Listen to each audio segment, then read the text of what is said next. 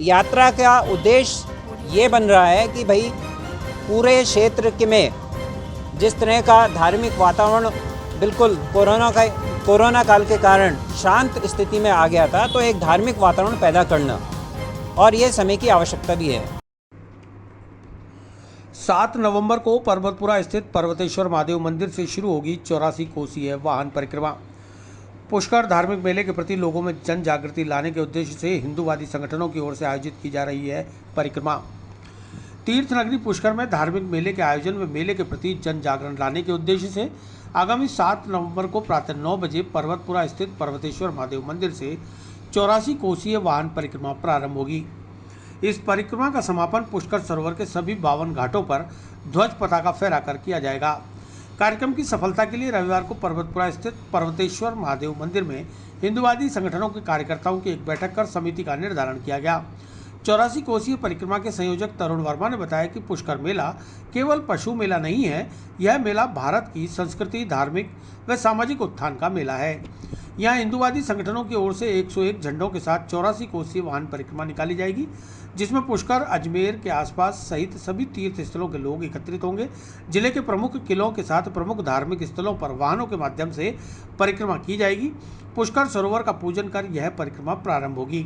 84 कोस परिक्रमा तीर्थराज पुष्कर वाहन यात्रा प्रारंभ करने का विचार क्षेत्र के अनेकों ग्रामीणों के माध्यम से अनेक समय से प्राप्त हो रहा था। आज उसके लिए विशाल बैठक करी गई। इस बैठक में ये सर्वसम्मति से निर्णय लिया गया है कि ये यात्रा निकलनी चाहिए।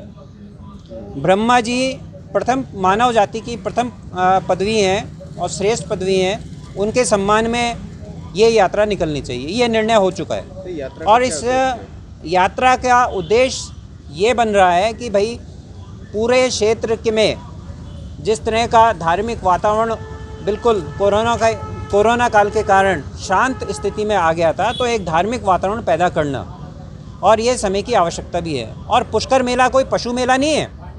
श्रद्धालु जन वहाँ पर आते हैं, इंद्र का हाथी खरीदते हैं, सूर्य देवता का घोड़ा खरीदते हैं, बत्तख खरीदते हैं सरस्वती माता की, और महादेव का नंदी लेते हैं। उसके पीछे उद्देश्य ये होता है कि हम महादेव को अपने साथ लेके जा रहे हैं, हम सूर्य देव को अपने घर लेके जा रहे हैं, तो इस नाते वो लोग लेते हैं। परंतु उसके पीछे और भी उद्देश्य हैं। उसमें गंधर्वों के गीत प्रसिद्ध हैं, किन्नरों के नाच प्रसिद्ध हैं, वेदों के मंत्रों का उच्चारण प्रसिद्ध है, परंतु और बातों को गौण करते हुए केवल पशु मेला घोषित किया जाना, ये एक अशोभनीय बात प्रतीत होती है। हिंदू समाज अपने माप्त बिंदुओं पे कहीं समझौता करने वाला नहीं है और 252 किलोमीटर यानी 84 कोस की परिक्रमा हमारे द्वारा, ये पूरे समाज के द्वारा तय की जा रही है। उसका कारण ये है कि पुष्कर क्षेत्र इतना नहीं है। पुष्कर के बाद में कोलायत क्षेत्र लगता है, कोलायत के बाद में कुरुक्षेत्र लगता है, तो पुष्कर तो बहुत बड़ा क्षेत्र है। तो सभी क्षेत्र के लोग यहाँ पे आके अपने धार्मिक आचरण पूरा कर सकें, उसके लिए ये परिक्रमा यात्रा प्रारंभ की जा रही है और बड़े ही श्रद्धा भाव से कोविड के नियमों को पालना करते हुए इस सारे कार्यक्रम को अंजाम दिया जाएगा और सभी को बड़ा आनंद आने वाला है। अधिक से अधिक संख्या में सभी गाँव के लोग यहाँ पे झंडे बाजे ढोल बाजे के साथ में आएंगे, ऐसा हमारा निवेदन है। तरुण वर्मा, कार्यक्रम संयोजक। 7 नवंबर रविवार का दिन रहेगा, 30 का दिन रहेगा। ये यात्रा पर्वतेश्वर महादेव मंदिर से प्रारंभ होगी और यात्रा के अंदर आने वाले विभिन्न धार्मिक स्थान, उबड़ा का देवड़ा और 800 वर्ष पुराना दौराई स्थित चारभुजानाथ जी का मंदिर, 27वां शक्तिपीठ माता का 52 शक्तिपीठों में से एक है हमारे पुष्कर क्षेत्र में वो, और पुष्कर के और सुरसुरा से भी यात्रा आएगी, किशनगढ़ से सुरसुरा, किशनगढ़, खंडियास जी ये होते हुए भी यात्रा आएगी, मेड़ता से यात्रा आएगी मीराबाई के मंदिर से, तो अनेकों स्थानों से ये यात्राएं आएंगी। आप ये ऐसा बता रहे थे कि नशे का कारोबार भी चल रहा है। हाँ, एक महत्वपूर्ण बात ये है कि ये मेले का उद्देश्य होता है कि धार्मिक सामाजिक उत्थान, तो सामाजिक उत्थान में सबसे बड़ा इस देश को जो घातक सिद्ध होने वाला है कि हमारा युवा ही अगर अपने आचरण से भटक गया, नशेड़ी शराबी बन गया, तो फिर तो हमारा देश का भविष्य खतरे में पड़ जाएगा। और तालिबान एक आतंक की सरकार है जो अपने अर्निंग सोर्स बढ़ाने के लिए सबसे ज़्यादा भारत की आबादी में नशे का विस्तार करेगी।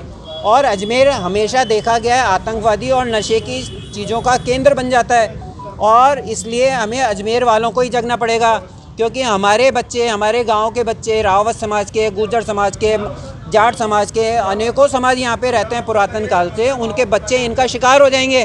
तो शिकार बनने से रोकने के लिए हम पहले ही जागृत हो जाएंगे और नशा मुक्ति अभियान के नाते इस आंदोलन को आगे बढ़ाएंगे और जागरूकता का संदेश देंगे।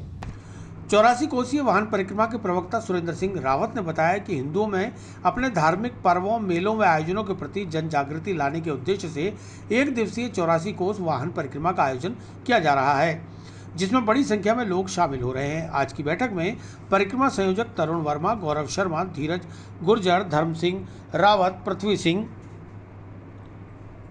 तखत सिंह, सुरेंद्र सिंह रावत सहित कई पदाधिकारी और कार्यकर्ता मौजूद रहे।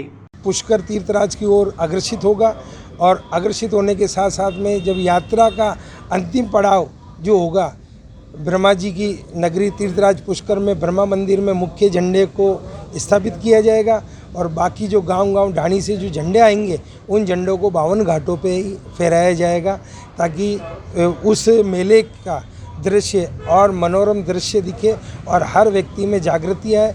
जितने भी धार्मिक स्थल इस परिक्रमा मार्ग में आएंगे, सभी मार्गों के मंदिरों के झंडे इस यात्रा में सम्मिलित होंगे और ये वाहन यात्रा के रूप में ही एक दिवसीय यात्रा है।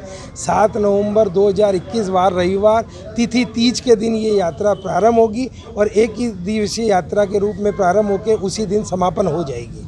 आज की बैठक का मुख्य रूप एवं कारण जो है वो ये है कि हमारी इस तीर्थ यात्रा जो 84 कोसीय परिक्रमा तीर्थ यात्रा वाहन यात्रा को किस प्रकार का स्वरूप प्रदान किया जाए। आसपास के आए हुए हमारे सभी समाजों के प्रतिनिधि पंच पटेल लोग यहाँ उपस्थित हैं, उन्हीं के सानिध्य में उनके विचार जानकर इस यात्रा को भव्य रूप प्रदान करने का आज की बैठक का मुख्य उद्देश्य। कौन है मुख्य अतिथि?